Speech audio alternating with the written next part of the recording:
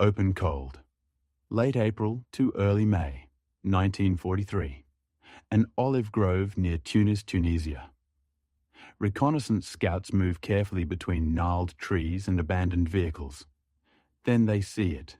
Massive, angular, incongruous among the olive trunks. A German Tiger. Ein heavy tank, tactical number 712. Abandoned yet intact. Its famous 88-metre gun fixed in mute defiance. No demolition charges, no self-destruction.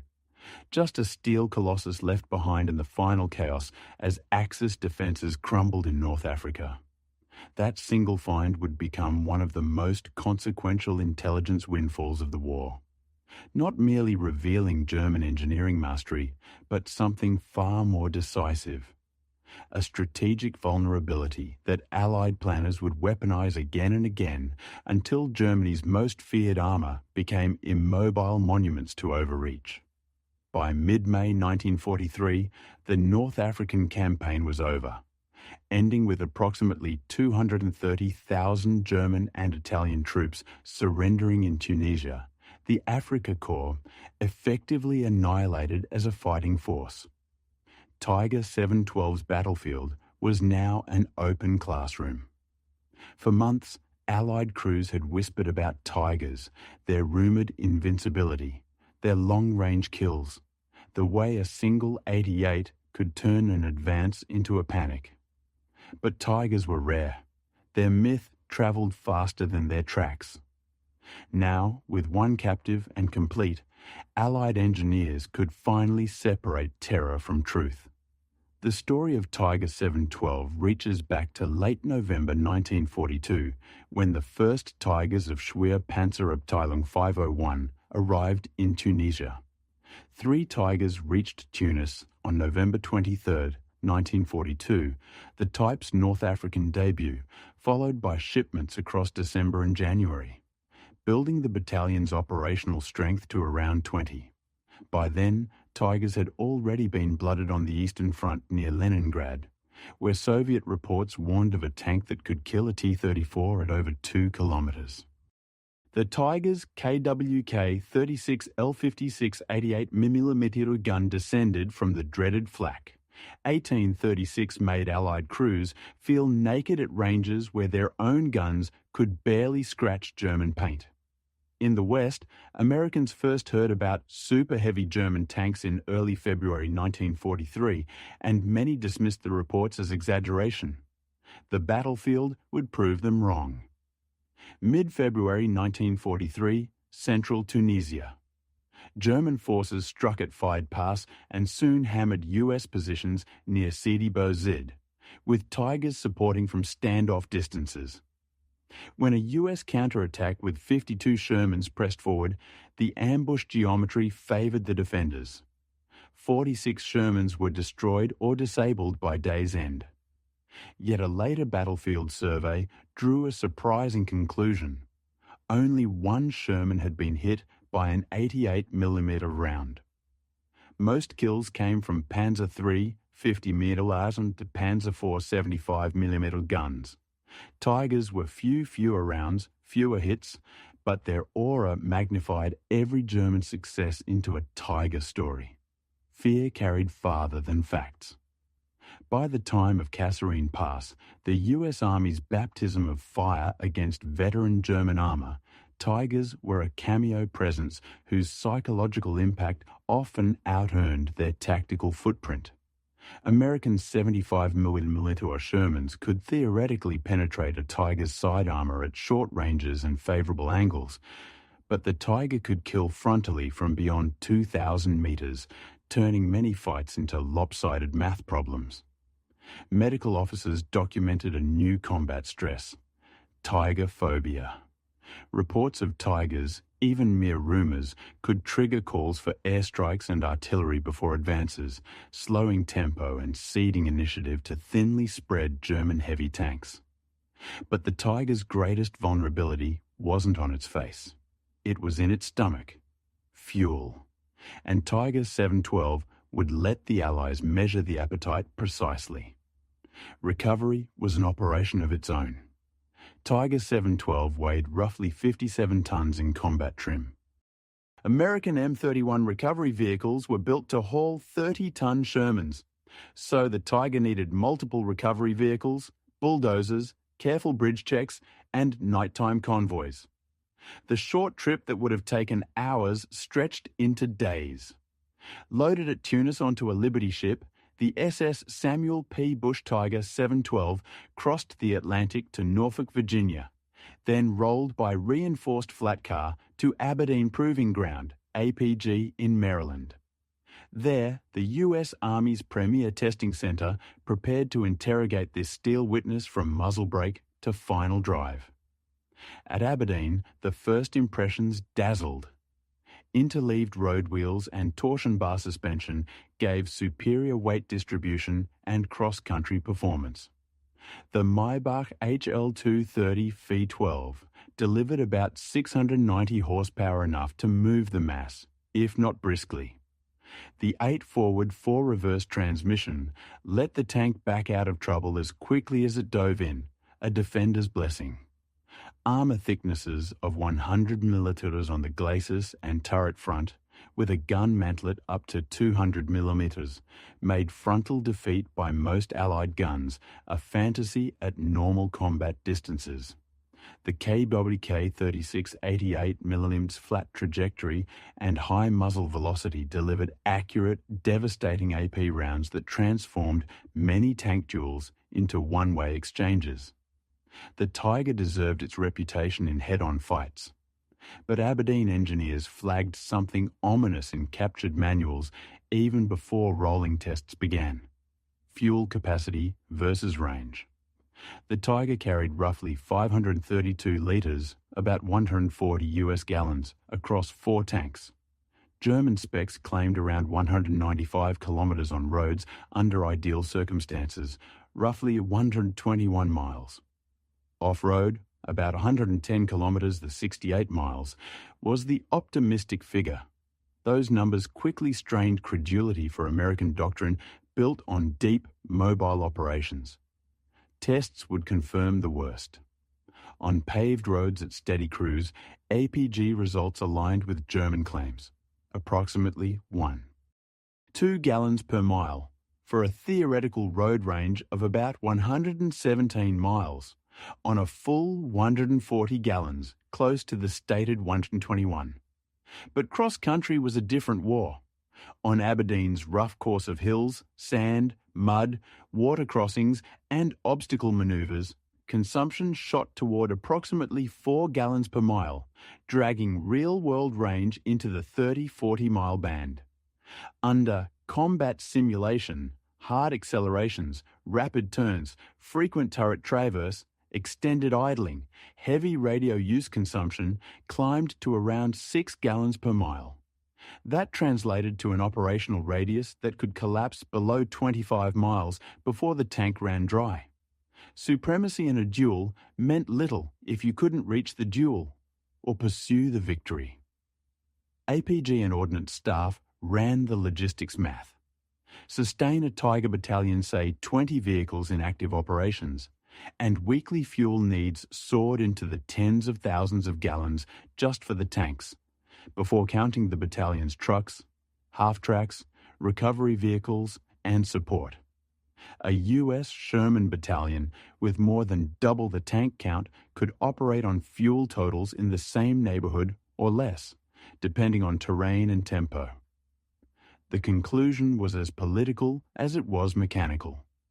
Germany had chosen concentrated firepower at the cost of operational elasticity, while the Allies chose sustainment at scale.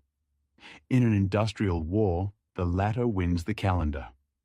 The European battlefields would validate APG's spreadsheets in savage detail.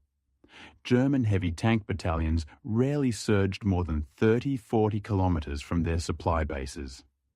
Tigers took defensive positions, waited for Allied attacks, then struck from prepared sites because hunting burned fuel at a rate the logistics tail could not replenish. War diaries across multiple fronts recorded the same refrain: combat success, followed by enforced stillness, then abandonment as fuel trucks failed to arrive. In Normandy, SS Schwerpanzerabteilung 101 reported excellent kill ratios on certain days, only to end immobile after a few hours as fuel allocations dwindled. Crews cursed idleness more than enemy armour. By late summer 1944, during the Allied breakout from Normandy, American armoured divisions could advance more than 100 miles in a week. Tigers couldn't match that operational tempo even with full tanks. Reconnaissance units photographed German retreat routes littered with intact or lightly damaged Tigers and Panthers, their fuel tanks empty, demolition charges sometimes unplaced because even the explosives logistic chain was strained. The myth of invincibility died by the road shoulder. The Ardennes offensive, Germany's last throw in the West, was, in essence, an act of faith in someone else's fuel. Operational plans counted on capturing Allied fuel dumps. When American units either denied, destroyed, or defended them, German armoured spearheads lurched to a halt. Kampfgruppe Piper's advance stalled as fuel ran out. Tiger-equipped formations siphoned from one another in a zero-sum game while US units exploited interior lines and secure logistics corridors. APG's paper constraint became a battlefield verdict. After the war, interrogations of Henschel and Porsche engineering teams confirmed that fuel consumption was a known, unsolved design limitation from the beginning. Porsche's competing gasoline-electric drive for the Tiger concept traded mechanical complexity for even worse economy, a lesson later echoed by the Elephant Ferdinand heavy tank destroyers, whose petrol-electric arrangement notoriously drank fuel and added maintenance headaches. In 1942-43, neither German industry nor battlefield reality could reconcile 55-60 tons of armour and gun with acceptable range and reliability under constant air interdiction. Strategically, the Tiger's flaw was systemic, not incidental. Tiger 712 itself became a pedagogy tool, at Aberdeen and later within the U.S. Army's armour school lineage. Sections of its hull and turret were cut away for instruction exposing powertrain layouts, torsion bars, ammunition stowage, and ergonomic choices. For decades it served as a living diagram. Here is what the enemy built. Here is what it can do. Here is why it failed to decide the war. Today, Tiger 712 is housed by the U.S. Army Armour and Cavalry Collection at Fort Moore, Georgia, formerly Fort Benning 1, of only a handful of surviving Tigers worldwide and among the most storied. The collection's curators have explained why armour was cut and how the vehicle is used to educate modern soldiers about design trade-offs, sustainment, and the primacy of logistics in combined arms warfare. Yet to understand why Tiger 712 mattered, the story must be told from both ends: the battlefield perceptions and the test range proofs. In Tunisia, Sidi Bou Zid and Kasserine taught American units humility in the face of experienced German formations and new enemy hardware. Many Sherman crews entered combat with training shaped by peacetime assumptions. They left with a practical doctrine: avoid frontal duels with Tigers, pull them into movement, make them burn fuel to reposition, and bring in artillery and air where possible. The Tiger phobia that had paralysed advances in February yielded to a more clinical approach by late 1943: manoeuvre, isolate, exhaust, and finish. That mindset shift owed much to the numbers Aberdeen sent to every armoured command. Consider the tactical math in human terms. A Tiger that moves aggressively is a Tiger that must refuel aggressively. Every mile forward consumes not just gallons from the tank, but litres from a supply column vulnerable to fighter bombers and artillery interdiction. The longer the chase, the more certain the Tiger will fight on terms the Allies choose next fixed, flanked, and farmed by combined arms. In effect, the Allies used the Tiger's strength to expose its weakness, force it to be mobile, then let logistics do the killing. The Aberdeen findings also reverberated through American design and fleet decisions. The US doubled down on reliability, maintainability, and range.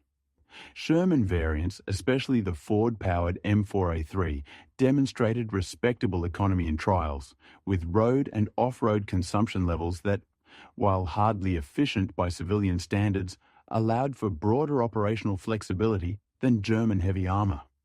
Post-war, the Patton series and later main battle tanks incorporated fuel capacity, engine choices, and range as equal peers to armour and firepower in requirement documents. Even with the gas turbine M1 Abrams, hardly a miser, the US prioritised a combination of large fuel capacity and logistical planning to sustain operational ranges in the 250, 300-plus mile envelope on roads, keeping deep strike options open. The lesson of Tiger 712. The best gun is the one that arrives with fuel to fire it again tomorrow. There's also the question of identity and memory. Over the decades, Tiger 712's markings and paperwork occasionally tangled, the result of wartime chaos and later repainting. The Tank Museum's research notes that photographic evidence from Tunisia shows overpainted numbers hinting at earlier company assignments, and that at some point during a loan to Germany in the late 1980s, the tank was repainted 112. A mix-up the museum associates with a clerical confusion between chassis numbers and tactical numbers recorded by British REME officer Lieutenant Sewell. Today, curators and historians recognise 712's capture and APG career as distinct and well documented, even as enthusiasts pick at the paint archaeology for deeper clues. This too is part of 712's legacy. Not just steel and statistics, but the detective work of preserving truth in artifacts. Now rewind to the beginning and rethink what made 7112 the perfect teacher. Start with the engineering paradox. The Tiger I was, in many ways, a tactical masterpiece of 1942-43. Superior armour geometry and thickness for the era. An 88mm gun that could punch above its weight class, and suspension and transmission features that made it dangerous in the right conditions. On a battlefield of small numbers and short distances, it was devastating. But World War II in Europe was not a duel staged at a static range. It was a campaign across hundreds of miles, under skies increasingly ruled by Allied aircraft, across supply lines stretched by partisans, weather, and strategic bombing. The Tiger as a machine was excellent. The Tiger as a system was unsupportable. Engineers at Henschel and Porsche knew the gist early. Fuel consumption could not be meaningfully improved without compromises in protection or firepower that the Army rejected. Porsche's hybrid approach gasoline engines driving generators, powering electric motors, offered smooth torque and theoretical mechanical simplifications, but punished logistics. The elephant's notorious thirst underscores this. Around 0.26 mpg equivalents in some sources, a figure so punishing that every kilometre travelled multiplied vulnerability. Heavy armour without strategic fuel is a cul-de-sac. Contrast that with Allied practice. American armoured doctrine emphasised tempo, exploitation, and the coordination of tanks with artillery, infantry, engineers, and air power. A Sherman wasn't designed to frontally duel a Tiger at 20 kilometres. It was designed to be built in massive numbers, maintained quickly, supplied continuously, and supported by a combined arms envelope that turned isolated, unfair fights into operational advantages. When a Tiger knocked out a platoon of Shermans in a hedgerow, it made headlines. When the Allied system bypassed, fixed, suppressed, and destroyed a Tiger battalion through fuel starvation and manoeuvre, it made victory. The most convincing exhibits for this argument are still found along the old retreat roads of 1944-45. Photographs and inventories of abandoned heavy German armour, often with minimal battle scarring, clustered near blown bridges and empty depots. Veterans recall the smell of burned fuel and the bitterness of German crews who had to scuttle marvels they could no longer move. In this gallery of self-inflicted losses, Tiger 712 is the exception. Captured intact, mobile, then shipped to America not as a trophy, but as a teacher. What precisely did it teach? 4 enduring principles. Tactical excellence without sustainment is a mirage. A weapon that wins a duel but can't join the next one loses the war. Logistics is not support. It is strategy's bloodstream. Fuel, parts and transport capacity decide which formations exist on tomorrow's map. Design is trade-offs.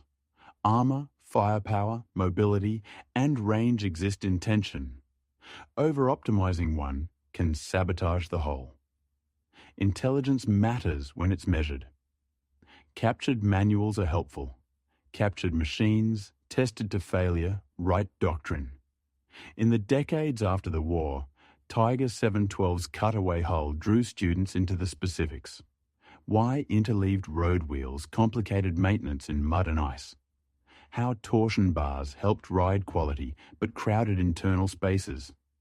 How ammunition stowage affected crew survivability. Where fuel lines ran. What the transmission demanded from driver skill.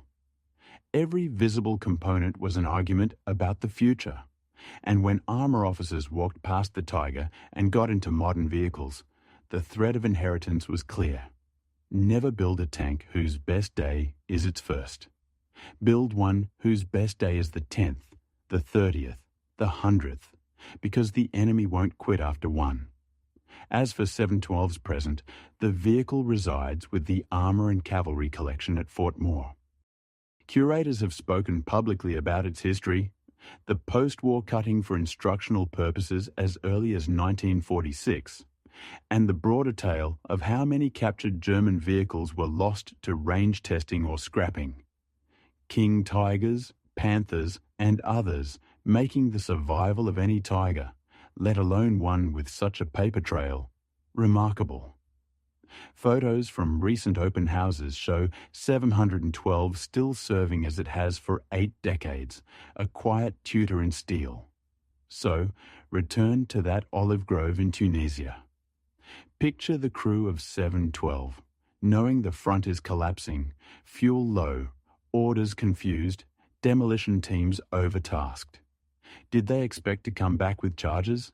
Did they flee to fight as infantry? No diary tells the moment, but their decision, intentional or accidental, opened a door.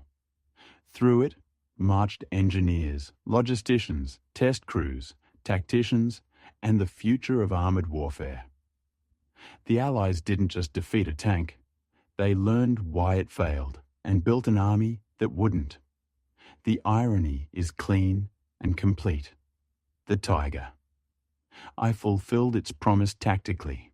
It terrified enemies, destroyed tanks at ranges that felt unfair, and protected its crew in fights that lesser machines couldn't survive.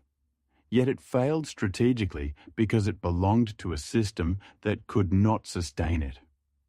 In a war decided by railheads, refineries, convoys, depots and airfields, the Tiger's operational range became a chain as real as any tow cable. When that chain ran out of links, the tank stopped. The Allies did not waste the lesson. Today, when modern crews study 712, they don't see a museum monster. They see a case study in systems engineering. They examine how a weapon's brilliance can blind its users to the arithmetic of fuel, maintenance hours, spare parts, training pipelines, and force structure. They notice that the Abrams, despite being heavier than a Tiger, combines massive fuel capacity, a logistics empire, and doctrine that treats sustainment as a maneuver function. They connect that back to Aberdeen's notebooks, to the consumption curves that condemned the Tiger to a short operational leash, and to the manuals that warned too late that heavy without endurance is heavy without effect. Tiger 712's final gift is clarity. It collapses anecdotes into evidence. It takes the romance of the supertank and sets it against ledgers and fuel bowsers. It shows why a battalion of reliable mediums backed by artillery, air and trucks can beat a handful of apex predators roaming a battlefield they cannot cross twice. And it speaks for the thousands of vehicles left behind from Tunisia to Normandy, the Ardennes to the gates of Berlin, proof that the map belongs to those who can move on it tomorrow. Stand before 712's cutaway flank. Look into the empty space where armour once hid complexity. Imagine the engine turning, the scent of gasoline, the vibration through steel as the turret slews, the rush when the 88 recoils, and the loader's hands move like a metronome. Then imagine the fuel gauge sinking with every manoeuvre, every idle minute. The Tiger could dominate any single battlefield it could reach. It could not reach enough of them often enough for long enough to change the war. That is why it lost. That is why 712, motionless now, remains in service teaching, reminding, insisting. Firepower means nothing without fuel. Armour means nothing without movement. Victory means nothing without tomorrow.